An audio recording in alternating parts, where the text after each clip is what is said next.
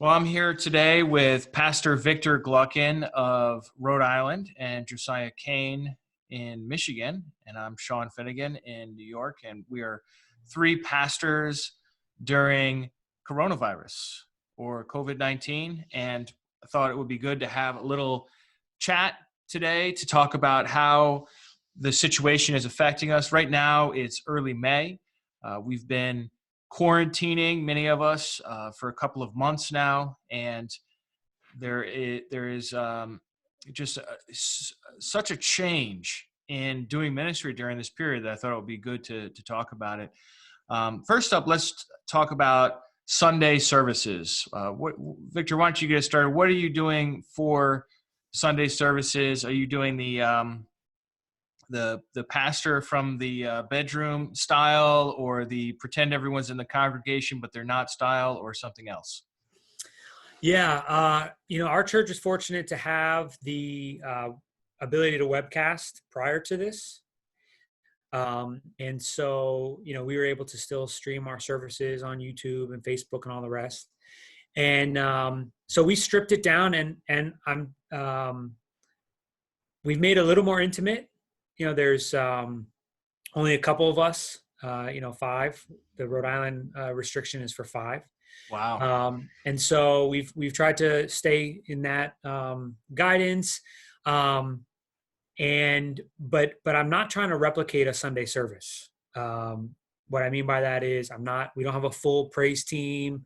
I'm speaking right to the camera, which took some, getting used to. My sermons are a lot shorter because I'm mindful people are watching at home, with kids, and it's a different engagement. So we do the main Sunday service, and then we do a couple other things during the week. But it's trying to engage folks in the chat and stuff like that. It's been a good learning experience, and I feel like it's fulfilling the spiritual need of preaching and worship and such so far. Josiah, what about you? Right from the get-go, we never really had I never really instituted a supplementary church service. So I saw how many people were going online and Zooming or posting their services on Facebook. And I mean, with the amount of content coming out every week, you could watch Sunday morning messages from Sunday morning until Tuesday afternoon and not stop. And so I felt like there wasn't as much of a need for me to put that same kind of content out there. So I tried to branch out, and we've tried a few different ideas since this has started. Originally, I made things called like discovery boards, which were a small like packet for an activity for each different day. So it was a 3x3 grid, so 9 different choices for the week. And they were all theme-based leading up to Easter. So this started 4 weeks before Easter for us here in Michigan. And so we had the first week talking about like Old Testament prophecy, then moving into New Testament, Jesus, and then finally leading up to, Resurrection Sunday, and then the week and talking about the hope for the future. And then since then, we've moved into shorter videos, kind of geared more towards non-church people. So I've been producing shorter videos with some supplementary content for our church members who definitely want to get more in depth with the study and don't want to just watch a 3 to 5 minute video, but want a little bit more. So that's kind of what we've been doing. We haven't done any live music. I did have different people in our church who are on our worship team record their singing or playing an instrument, and we kind of overlapped it all together, and I edited it together and put it out there so that we could have something a little bit special on Easter. But besides that, we've kind of not been doing any Sunday morning service stuff as we would normally expect. Okay, and then for us, we are doing basically our regular Sunday service. We have changed very little here at Living Hope. We are, it takes the same amount of preparation on the behalf of the praise team. We do have a full praise team. We had maybe 7 or 8 yesterday or last Sunday up on the stage. socially distanced. We have a big stage, so we can fit 7 or 8 and have 6 feet between each one. The rule that we have here in New York State is that you don't have to wear a mask unless you can't socially distance by 6 feet. So our auditorium, our church room where we put on our services is really big, and we can easily maintain that. So that's been kind of easier for us than maybe some other situations. The one major difference for our Sunday service, really the only two differences I would say, would be our prayer time and then our offering. Those two are very significantly changed because of this. We're still preaching our regular length sermons, still have the same number of songs, everything else, announcements, everything else is pretty much the same as far as our standard service. But for the prayer time, what we've been doing is putting out on Facebook and receiving emails from people who want to send in a prayer. And then we have somebody on either who's doing the announcements or on the praise team each read out a different one of those prayers and basically pray that prayer on behalf of the person who sent it in. And so that has been a really unusual but neat way to include people from outside the area in our service. And then the other is that we obviously don't send around a collection plate. There's only a few people in the room. So what we do is we mention the donation option on the website, and that's kind of like become standard now. Whereas before, we did receive donations through our website, but we didn't really talk about it. Like when we first got it going, we mentioned it, but now it's like every week we're like, hey, there's this special button on our website that you should click on. It's called donate, So that's been kind of different. But yeah, it's interesting how each of us is adapting to the situation in different ways. Josiah, you're part of a 3-church network in your local area. And there are certain advantages to that scenario. Victor and I really have different, some overlap in our audiences, but they're significantly different as well. So, Sean, I wanted to also mention one of the things that we've done is we actually have a children's church after our service. Oh, really? Yeah. So our children's fellowship, coordinator each week sends out a Zoom link for 2 different age groups, and then facilitates the lesson and the discussion, and the kids have loved that. So we have like the kindergarten through 2nd grade group, and then the 3rd to 6th grade group on 2 different Zoom calls, 5 minutes after the service, and it's great. So I'm in my office after it's over, and I hear the kids talking and saying hi to each other, and then they have the lesson, they pray together, and then a lot of times they'll leave the video on and just let the kids talk and hang out for another 15 minutes or something like that. So that's been good, just because I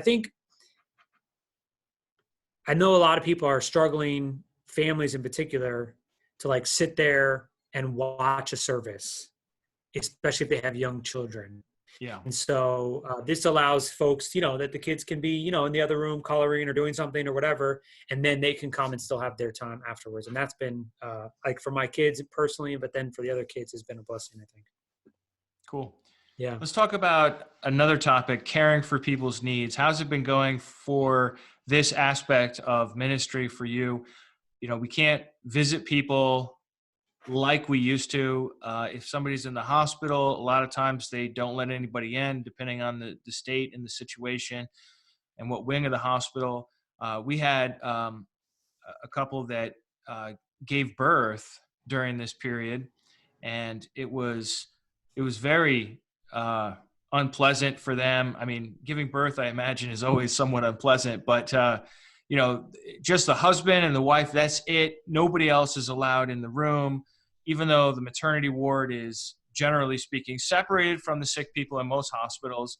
It was like being in prison It was like being in a county jail, because if you left the room, you would never get let back in. So there have been some unique challenges in that regard. What have you guys been doing as far as caring for people's needs? Well, to kind of supplement, I think our biggest need is fellowship. I think that's why everybody's mostly missing. We do a Zoom meeting every Thursday night where we pretty much talk for an hour. And we just, we chat and, kind of lead with something silly like a little game or would you rather, and so we kind of have some fun just talking that way. And it's a low pressure, not like a Bible study, official like that. So we do that every Thursday. Beforehand, before all this happened, we would send out a prayer items email every Tuesday from all the prayer requests we received on Sunday. And so I've been continuing to do that. I say, hey, send me your prayer request before 8 a.m. on Tuesday, and then I'll send the list out to everybody in the church. That way, everybody's kind of staying up to date on that. And we recently just started a members-only Facebook group where we can kind of be a little more personal with what we talk about and what we share. And we just started a reading plan. So we're kind of all on the same page with those types of things. But we did have one of our members' fathers recently pass away just a couple days ago. And so that's been really hard, to kind of reach out and support her. And she's older herself, but her dad had dementia. And so they were trying to come and see him before he died because they knew it was coming up. So they were on the other side of the glass on the outside of this nursing home at 3 a.m. because that's when they could schedule it. So it's been really hard for some of those situations, but we try to stay in touch as much as we can through all the technology that we have available to us. Now, Josiah, does most of your congregation, do they have internet and access to digital content? Or in my area, almost everyone does. We've got one or two couples that just don't believe in computers or whatever, but generally speaking, it's been pretty easy. Is that the case with you, or do you have a lot of folks that are maybe older and just didn't want to get involved with computers? We do have quite a few older folks, but they all have kind of stepped out into a learning curve to kind of take part in what we're doing. And so we've actually had pretty good participation from everyone. We've had a few hiccups here and there, like trying to get some people on Zoom. So, the first time one of our people got on Zoom, I had to call her and walk her through the process. But after that, she's on all the time. So yeah, pretty much everybody has access, and anybody who wants to get on in our church can participate. Tell them to wear pants on the webcam just in case you stand up and don't realize it. Right. Those kind of basics that, maybe people don't think about. Yeah. What about you, Victor? From the jump, it seemed like the greatest need was going to be emotional, not so much physical. We had a couple of people in our church or in our church network that got the coronavirus that, recovered. We had one family in our church, their mother died from coronavirus. So those are some of the extreme needs of not being able to, go to the hospital. In Rhode Island, funerals, people aren't having funerals, and you can only meet with 5 people in the funeral home anyway.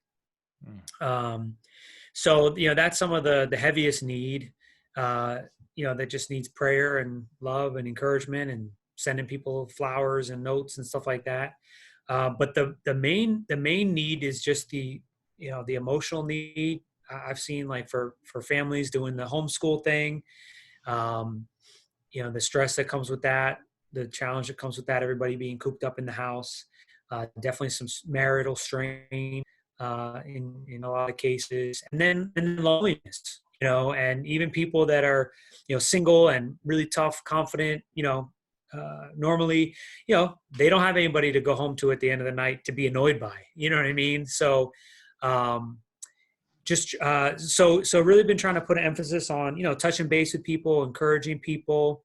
We set up on our website a whole page devoted to like keeping everybody connected. We have Zoom meetings throughout the week for men, for women. All of our fellowships are in, that's an option too. And trying to connect with people, on the phone and text and stuff like that, wherever possible. And I think for the most part, people are doing that and being honest about how they feel. We've had a couple of the hiccups of people not being able to get the technology and just, finding somebody to help them and getting them a computer or something like that. We have a couple of people that they will meet together. We have a couple in our church who has an older mother, and she'll come to their house and join the Zoom fellowship and stuff like that. So just trying to find those people that, I actually printed up like the equivalent of our church directory and just like went through it because I'm like, I want to make sure I'm not missing somebody.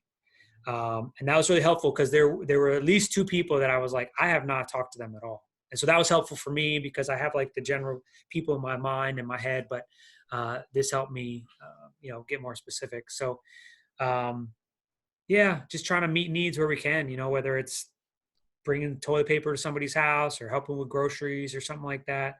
And then trying to get other people involved in that too. Yeah, we set up a coronavirus task force, our own Living Hope. We called it Living Hope Care Team right when this thing hit because, it seemed like this virus and this situation was going to come to our area. And it honestly never did. It never really came all the way this far north. New York City and the suburbs around it, including Long Island, just have an insane number of cases and deaths. And, at the height of it, I think we were losing like over 700 people a day dying from coronavirus down there. But in my area, 3 hours north, I mean, it's just been a little bit of a trickle, almost like just a leaky faucet that you think is off, but drips occasionally. That's been the pace of people getting infections. And so we jumped into it and got prepared, and we got this Facebook group, and and we were all ready to, as soon as people get positives, we were going to be there to provide their groceries, to provide toilet paper, whatever they needed, to provide financial help to those who lose their jobs. But really, none of these worst case scenarios happened in our area. And really nobody has had it that's associated with our ministry here, either locally or in the more extended network that I'm aware of.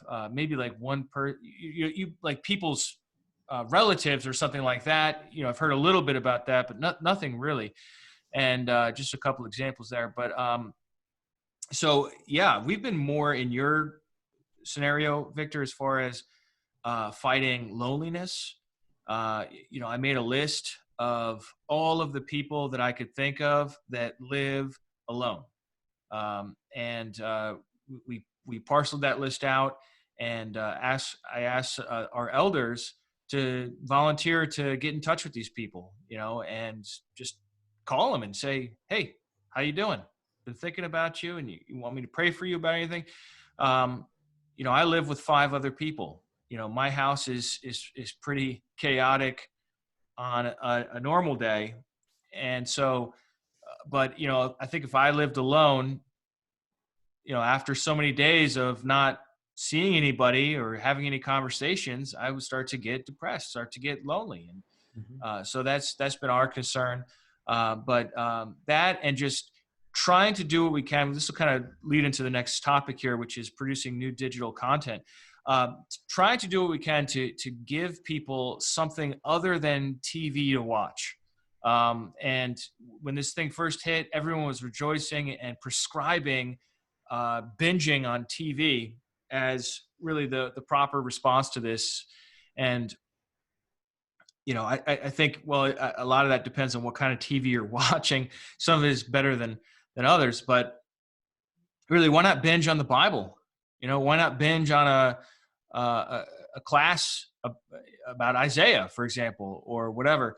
And so we really kicked into high gear, which for me personally, I don't know about you guys, but this has been way more work than normal. Yeah, we don't have events anymore, but we've got the same amount of prep for our Wednesday Bible study, which is on Zoom. We're doing a full Sunday service. It's still the same as if there was 100 people in the room, even though there's only 10 people in the room. And now we're also putting out YouTube video, short ones like Josiah mentioned. We're doing that too. And we've got a Tuesday night class that we're putting out. And then there's, you have to really go out of your way to call people. You're not going to run into somebody on a Sunday. You're not. So, unless you message somebody, you don't know how they are unless they're in one of the Zoom meetings. So it's been a real challenge. We're getting through it just fine, but it's not been like, a break from ministry, at least in our context here. What have you guys seen as far as any new stuff that you've tried that you wouldn't normally be doing, and how that's fitting in here? I felt an enormous amount of pressure to figure out how to make really nice things and do a bunch of it and compete in, though that's the horrible word to say. You have like some highly produced stuff, and then you've got the guy on his webcam where it's like this, trying to preach a sermon, stuff like that. And I kind of just had to make the decision with God and be like, you don't need to spend a bunch of money. You don't need to, take a crash course in video editing and find someone to do whatever you've got. And just you and your heart is what, God's going to use. Someone said to me that the best camera you've got is the camera you have. You know what I mean? Like, I spent time like, okay, should we invest in this and change this? And what about background and stuff like that? So I just had to say, with a Eiffel Tower background or something, right? Yeah, or like a massive, bookshelf. Oh, wait a second, hold on. But that's like, all I don't fake, know. by the way. That's my virtual background. That's the real one. I just think, for anybody, any pastors that are watching or anybody serving in ministry watching, like, God's going to work with what you got, and and the camera you've got, and your heart. And even a smartphone camera, right? That's what I'm saying. The camera you got might be this, and that's great. And God will work through that, and you'll be able to love your people through that. And so like, once I took the pressure off myself, Josiah, what you said at the beginning, man, that's so freeing. There's plenty of stuff for people to be watching. What pastor would ever trust God enough to say, I'm going to let my people watch somebody else's sermon and it's going to be okay? That's just a trust in the Good Shepherd. I love that. And tell them they can log on to Sean's website and mine. No, I'm just kidding. I've actually pointed them. That's funny. I'm just kidding. But so I just wanted to say that at the jump, when thinking about, like, initially I felt like a lot of pressure to produce new stuff, nice stuff, etc. And so then what I kind of settled on was I do a midweek update in our private Facebook group that's just me, and I try to make it short. Is that a video, Victor? It's a video. Yep. Okay. It's a video just on my laptop or on my phone. I try to make it under 2 minutes with just saying, hey, I love you guys. If you need anything, let me know. And either a question that I ask, or I challenge them to, leave some praise in the comments, or remind them about something. So I'll do that. And then Dan Matat, who is our guitarist in our praise team, we get together on Fridays and we do a half hour of praise on Facebook Live with my camera. I bought some stuff on Amazon to improve the sound quality, and it was like 30 days, free shipping, because it just, Amazon Prime was 30 days. Exactly. So we take requests in the afternoon, and we just praise for 30 minutes. And that seemed to be just great. That people like kind of end their week like that. So it's, there's not multiple camera angles and good lighting and all the rest. It's just us praising God with a poor quality, echoey room. But so we've been doing that, and, just trying to, like I said, keep it simple. And then the last thing I'll say is I did start a podcast. I call it Living Faith at Home. That's the name of our church. And so what I'm doing is I'm doing a Zoom call with people in our church. I try to keep it under 15 minutes. And I just ask them basically like in an interview style, like, what are the things God's teaching you right now? And like my way of thinking of it, and then I record it, is if we were just sitting together, in around a table in the church, how's your week been? And then I get to send it out to the church. And so it's kind of been a way for people to stay connected. And I mean, God's been teaching people some amazing stuff, stretching them. So that's the third thing we've done, which has been pretty cool. That's really cool. Great ideas there. Yeah. So Josiah, you want to mention, I don't know if you are still doing this. I think I listened to the podcast you were doing with Chuck Jones, and it reminded me of that Seinfeld show, except like he didn't have the cool car. You know what I'm talking about? I do not. He it was kind of a flop, but Jerry Seinfeld a few years back did a Netflix show called Comedians in Cars, where they would go out to breakfast together and talk about comedy. And, so they drive some fancy car to a diner or whatever. And then have you seen this, Victor? Yeah. Comedians in cars getting coffee. Yeah. So, but yeah, I thought your show was a takeoff on that, but you never even saw that. So never mind. You're just the original idea. And, you had this show where you would go to a breakfast place and talk about what you were eating for breakfast that day. And then like jump into theology. And I think I remember hearing, I listened to one where you and Chuck Jones were talking about heaven, and it was after the quarantine had already started. So is that still ongoing, or what's going on with that? No, we were about 2 weeks ahead in our recording. So we recorded the heaven episode and then released it after the quarantine had started. But we've stopped meeting and doing that temporarily. Unfortunately, I really enjoyed it, but it's kind of not conducive given the current circumstances. But I have found quite the opportunity to kind of go back to my early teenage years when I first started video editing, making really stupid stuff that was completely not worth watching. But to start making some more creative short videos that are engaging to non-church people, and then actually boosting those Facebook posts to our area. So basically evangelism. Yeah.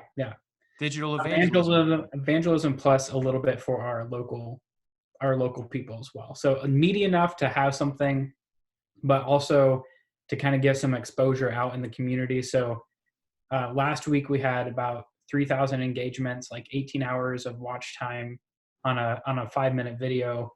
And 50% of it came from people in our area who are not a part of our church. Wow.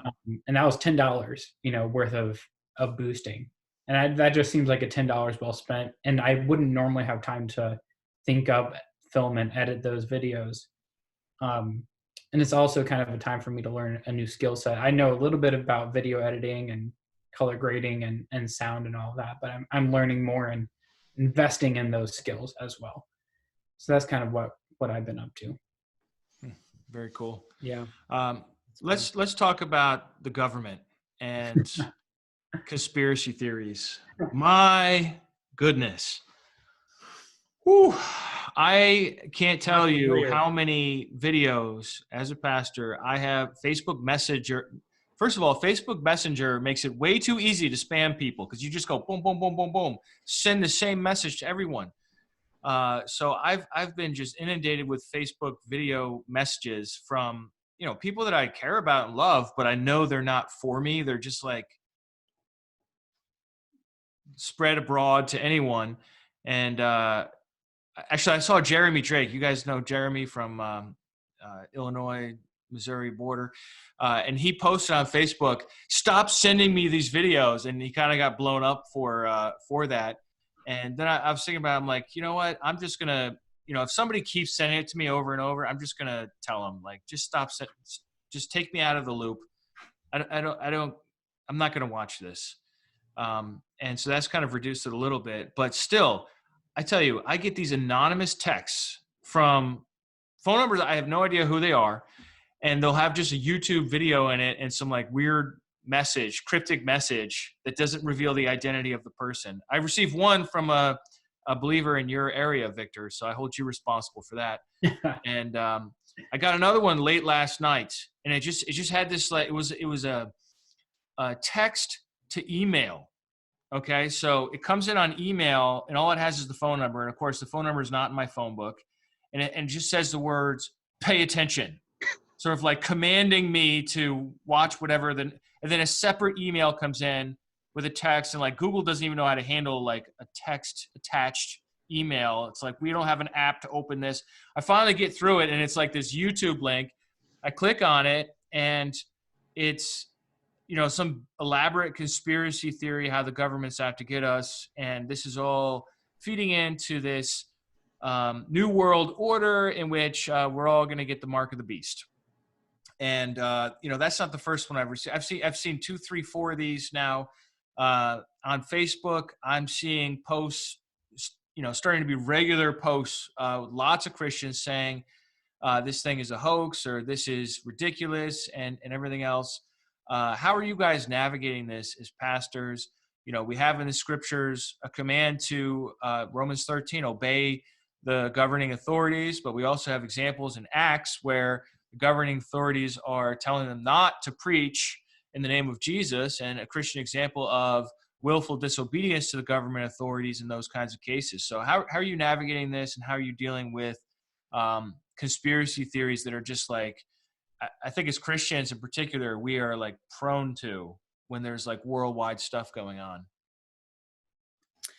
Yeah, I did not feel when the orders came for, closing large in-person gatherings and such, in prayer and in, consultation with elders and, godly people, that it was that these orders were persecution, or that they were to stop, whether it be right in the sight of God to obey God, or you be the judge kind of moments. And the proof of that, they did stop your church services. Right. But what I'm saying is I did not equate that as persecution and stopping the spread of the gospel. And the proof of that is just what Josiah said about his view counts. I have seen more opportunity for the gospel to be spread because of this pandemic and because of the quarantines and such than maybe any other time, since I've been at this church. More engagement, more people wondering if this is the end of the world and wanting to assess, their life, and more people being mindful of, being sober-minded about whether they're going to live or they're going to die, and wanting to ask questions. And so I think, look, it could be one of those things, what was meant for evil, God turned for good, as far as like the shutdown portion of it. It's been very refining for our church. It's revealed holes and gaps in, where we've replaced the church or the pastor, where we really needed God and Christ. So like the fruit of it's been good in that sense. If there was an order to stop preaching, if there was an order, outlawing Christianity, that's different. We're not talking about that. We're still, we're still reaching out to people. We're still spending time with people. We're still encouraging people. We're still, preaching the gospel and such. When it comes to the conspiracy thing, I'm getting the same messages. I have not engaged with the people that have blanket emailed or Facebook messaged me some random video without any personal connection. But I have engaged the people that I know personally that have posted things on their Facebook page that were not true. Only a couple people, close friends, family, stuff like that. But I have addressed it from the pulpit, and not anything specifically like this video or whatever, but I've encouraged people to consider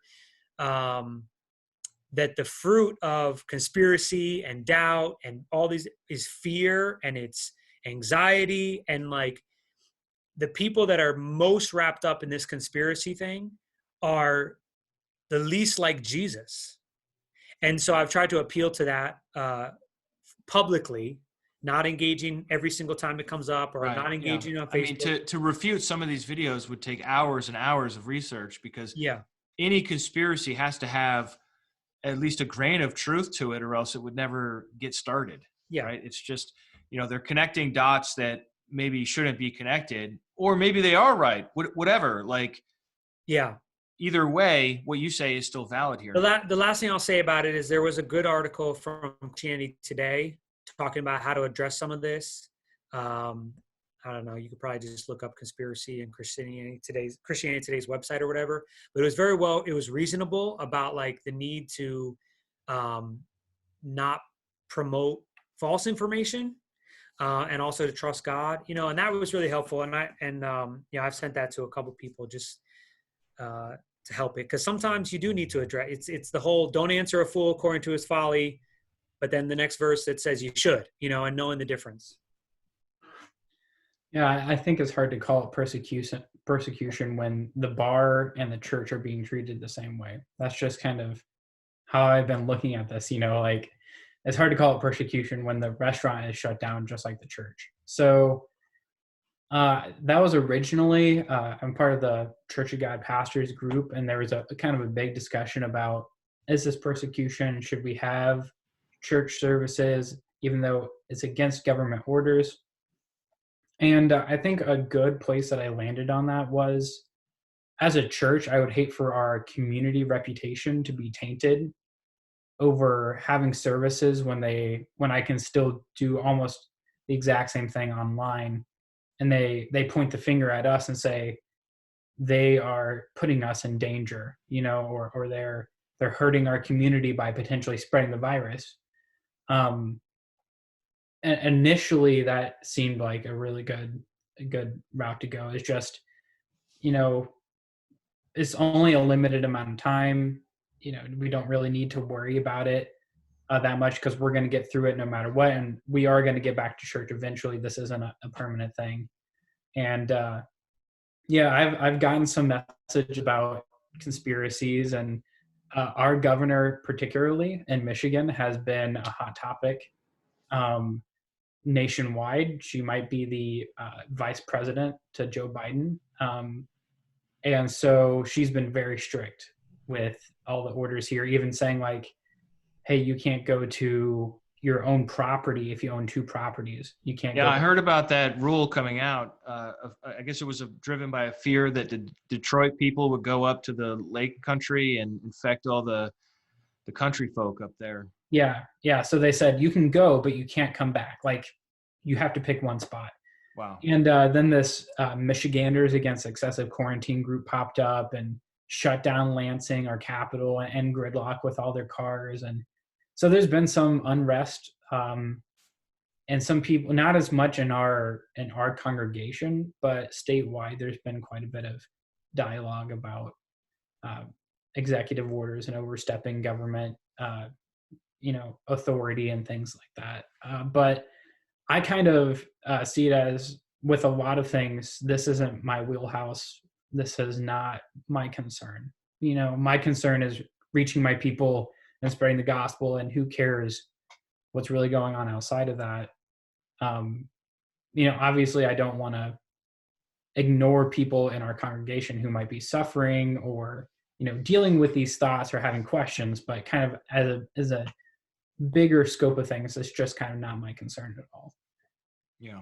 Well, I think this is definitely a topic that's heating up, at least in our area, certainly, of New York State. And in other states, they've already begun reopening or already have reopened partially. A lot of, just the way people in my state think, Victor knows this, but most people don't, is that there's New York State and then there's New York City, and they're just like two totally different mindsets. And, geographically speaking, 85% of the state is considered upstate. And then only like 10% or whatever is downstate. but more than half of the people live downstate, probably something like 10 million downstate, 9 million upstate, something like that. But the upstate people have all this space, that we have counties with more cows than people in them. And, we've got a lot of country throughout New York State. And so a lot of the people where I live, which is upstate, are really upset that we are being limited, our freedom's limited because of a problem that's 3 hours south that doesn't really affect us. And I'm sure you guys get that to some degree, Victor, with Providence and Boston, wedged between them. And, you have Grand Rapids near you, right, Josiah? So this seems to be more of a city problem than it is anything else because of the density and whatnot. But yeah, I mean, my tack on this, and this is something I'm prayerfully considering, and I don't want to be overbearing like Josiah was saying. I don't want to set down some like rigid rule, but my tack is, hey, what motivates me here is other regard, and really putting myself in the shoes of my neighbors. And a lot of my neighbors are crazy, for the record. They are self-appointed policemen of the community, and they will report you, like that. If you have a visitor over or whatever, they're looking out their windows ready to call the police on you. I mean, I'm exaggerating a little bit here, but and why are they like that? Why are so many people around me like that? Well, it's because they don't have hope. They don't have the hope of resurrection as an anchor of their soul. This life is all you got, all you can be sure about. And if that was true for me, if I didn't believe the power of death had already been broken through the resurrection of Christ, then yeah, I'd be freaking out and excessively cautious and concerned about everybody else's business too. So I think in light of that, I've been trying to advise people, look, just walk a mile in somebody else's shoes here, or just think about walking a mile in their shoes and say, look, these people are scared. They don't have hope. Many of them are total unbelievers. Some of them are kind of like, in between. And as a result, they don't have the same kind of like confidence that I think believers and followers of Christ just automatically have in a crisis. I think you just kind of like do what you can to show love to people. And, like if I order Chipotle, you have to order it online and then you go in to pick it up. I put the stupid mask on for the 2 seconds that I'm in the foyer of the building to pick up my food. I mean, could I get away without doing that? Sure I could. But, 2-3 people that are nearby would all be freaked out. And, I don't have a good reason to freak them out. Right. So, that's been kind of my position on it. Obey the government, is a standard Christian procedure, unless they call us to sin. That doesn't mean there's no place for protesting ever. I think looking back on like the civil rights movement and the protests that occurred then against racism, that there was, a real righteousness driving that, a seeking for righteousness. But that's a whole nother conversation, I guess. But these are the issues that I'm thinking through. Like, how do I advise people? I am universally doing what I can to tamp down these conspiracy theories, because they are just not helpful. It's just something that can take people away from God and give them an excessive amount of anxiety. And the only upside to having a conspiracy, believing strongly in a conspiracy idea, is, feeling like you're an insider that has discovered the truth while everyone else is ignorantly following, the masses. That's the only upside of it. It's not like you do anything different. You just are difficult to talk to. I think also, if for the Christian, for the disciple of Jesus, to be, let's just say all of the conspiracies that are being spread around are true. Okay, the end result of them is that the world is coming to an end, that evil, and let's say the devil, is doing some pretty serious work. For the Christian, the logical response and result to that would be Christ-like love and evangelism. And so not spreading the conspiracy, but like if we are in the end of the world and the devil is like in his, heyday right now, then that's what we would do anyway. Right. But that's not what happens in these things. You know what I mean? And if even if they're true, that's what should, which to me, gives support to the. Well, that's the thing. A Christian's attitude is not determined by the outside circumstances. It's based off of what we've been commanded to do, and that doesn't change. Right. All right, guys, we're about out of time. So maybe just share your greatest struggles and blessings during this quarantine period. Go ahead, man. My greatest struggle, I think, has been the lack of fellowship. Just not seeing people, not hanging out, feeling trapped that I can't go see my family, like plans that we had to go travel and see people have been kind of shut down. But the greatest blessing has been an opportunity to do something that I've wanted to do for a long time and haven't had it, and spending a lot of time with my wife, and having, just a lot more personal time and just kind of like a slower pace of life. I think are refreshing, are silver linings to all of this. Yeah. I agree with that.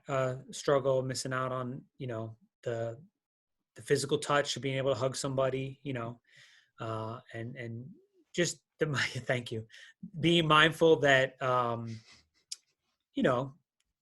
like the slight suspicion of something being in the air, and when you're in the grocery store and or the few people that I am with on a Sunday, for example, where they've been, what their week's been like, and stuff like that. And also for me, I have 3 young kids, and I have a wife who's a teacher. So my wife is still teaching. And for my wife, she's working literally twice as hard. She's putting in closer to 70 hours a week. And so for me, it's adjusting to a new routine, and being flexible and putting my family's needs, first, so that I can, I'm homeschooling the kids because she's teaching, all the other kids, and things like that. And so that adjustment, and not trying to live the same way I did before this all happened in that new environment. And then, it's been a struggle, but it's also been a blessing. I think it's just been, this whole thing has stretched me and, brought me closer to God. Mm-hmm. I've been praying a lot more. I've been much more mindful of the people in our church. I've been much more, inspired to lead and to like not wait for things, but to be proactive. And so that's been good, how God's been, stretching me there and helping me. And we had talked before this all happened in our church about not being busy, slowing down, disconnecting from the craziness of the world, spending time with God, following Jesus and stuff like that. And so the fact that I'm not leaving my house 4 nights a week for some church event or a meeting, going to band rehearsal and all that stuff, we're not doing that. And so it's allowed me to like have that slower pace, be more simple. And I've really appreciated that gift. Yeah. I think for me, the struggle, like Josiah mentioned, is the fellowship. We really had a lot of community involvement. I would see the believers, obviously, like the people that come on Sunday morning would be the biggest group event of the week for me. Seeing folks every week, that's really important. And I'm a pretty strongly extroverted person who just loves to be around people. My wife too. We just love having people over to our house. It makes us happy to see people gathering, and we're just so happy to be there with them. And we have, more often than not, we have dinner on Sunday nights with 10, 15, 20, sometimes 30 people will come, and we'll just hang out. Wednesday night, Bible study, and not being able to see people is really sad. We just had so much of that in the past, and really hope to get back to that soon. that, and for me, the kids has been very difficult. I have 4 sons. They are a wide range of ages between 3 and 14. And it's very, very difficult for them to stay in the same building as each other, be confined to the building and the yard, basically. And they're not going to school anymore. They're not going to the trampoline hangout spot on Saturday nights, or the indoor rock climbing gym, or the mall for a movie, or what their friends' houses. A lot of their friends are afraid to have them over. Some of that's letting up now, finally. But so what happens? Well, they just fight with each other. That's what happens. Eventually you find something to pick on. And I see it. Even with the 3-year-old, he'll pick on somebody else. I mean, it's just human nature, as I would see it. But I think that's really been difficult, because that wears my wife down, who was already a stay-at-home mom, but she was only homeschooling 1 kid. Now she's homeschooling 3 kids, plus she has a 3-year-old. So some days I come home, she's threadbare, or I'm actually at the church right now. But for the majority of this time, I've been staying at home the whole time. And it's just been real challenging to, just get through each day with sanity and any kind of serenity and peace in my heart, and especially for my wife too, because, I am her support. I'm the one that she goes to. And then, we'll have an incident with the kids, and we'll have to take away their electronics as punishment. And now they're bored. So it's like even worse. So that's been real difficult for us. And then the blessing has been seeing the people that I serve shoulder to shoulder with, the volunteers, the audio video team. We've got a videographer, Matthew, who has not worked for the church in the past, and he has been volunteering, putting out these short YouTube videos, and so many different people have been just really so reliable and plugged in. And the praise team, we've seen a lot of great services over the past few weeks, where they're just different combinations of people are coming together. But even more than all of that is to see the care that the believers have for each other. And I remember going through this list of different folks. I made a list of folks that are either sick or have been through surgery recently, and just in some kind of need, and just calling them up and finding out what's going on. How are you doing? Oh, I just spoke to so-and-so yesterday. Oh, I just spoke to so-and-so the day before. And, I'm really seeing these connections happening where the people that do live alone, they're in conversation with 2 or 3 people a day. And they're, people are meeting each other's needs for community as best as we can right now. And just seeing the self-initiative of the people of God during this time has been really, really inspiring. We have people that are dropping off food for those who need it. And just seeing how that all plays together, really makes me proud to be part of this church family here locally. And I'm sure this has probably been you guys' experience to some degree as well, where you just see believers loving each other in a way, in a time where it's difficult.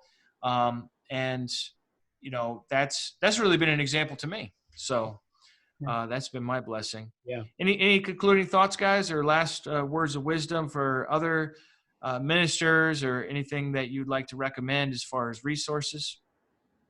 I don't know. It seems like every single time the church experiences persecution or a little hiccup from our normal, things seem to get better, or we kind of think outside the box and grow a little bit. So although this is a difficult time, I think it's definitely going to make us stronger and make us better. And there are a lot of online sermons and content out there. So if you're looking for some good teaching, obviously Restitutio, you could listen to that, Trinities for a long time. So this is a really good time, I think, for people who normally don't have the time to kind of study some more and put some mileage into their faith and their study and grow when they wouldn't normally have that time. Well, tell us how to find your podcast too. You can find Breakfast Theology. Breakfast Theology. Yeah. That's such a great name. So you can go to northkentbiblechurch.com, and there's an audio section with our sermons and podcast audio there. Or if you search for NKBC sermons, like North Kent Bible Church sermons, you have our sermons and Breakfast Theology podcast there as well. So okay, give that a listen. Yeah, I think it's we're living in like an uncertain time. The things are going to start opening up. It's going to be slower than we want. But anybody that knows what's going to happen or can predict something, we really have no idea.